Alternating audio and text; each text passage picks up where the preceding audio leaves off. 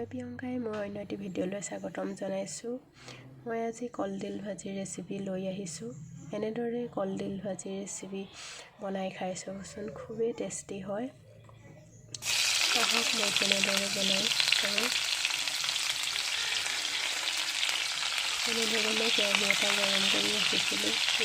তাত তেল অলপ দিলোঁ, পিঁয়াজ দিলোঁ, তেজপাত দুখিলা দিলোঁ আৰু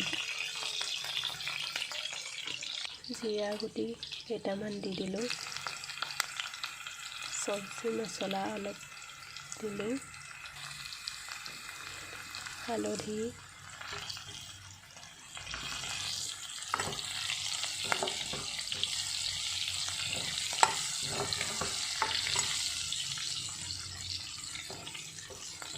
এনেদৰে পিঁয়াজটো অলপ সিজিবলৈ দিছোঁ।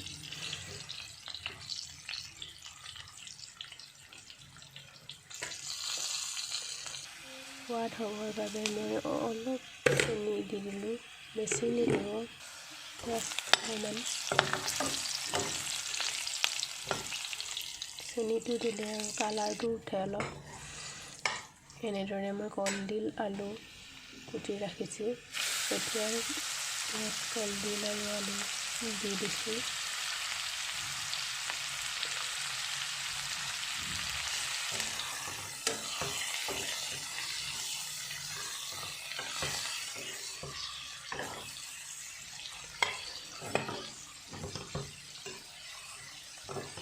এনেদৰে ধুনীয়াকৈ লৰাই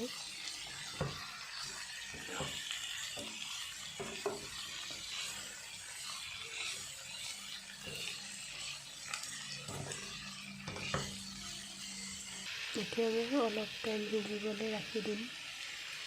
সোৱাদ অনুসৰি নিমখ দি দিব আপোনালোকে। মই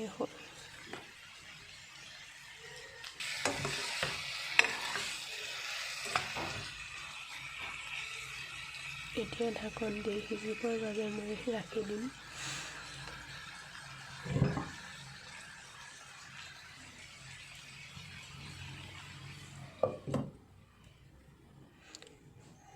অলপ টাইম সিজিবৰ বাবে ৰাখি থলোঁ আৰু এতিয়া অলপ লৰাই দিলোঁ। লৰাই আলুটো সিজিছে নাই চাম। ভালদৰে আলুটো সিজা নাই, আকৌ অলপ টাইম ৰাখি দিম।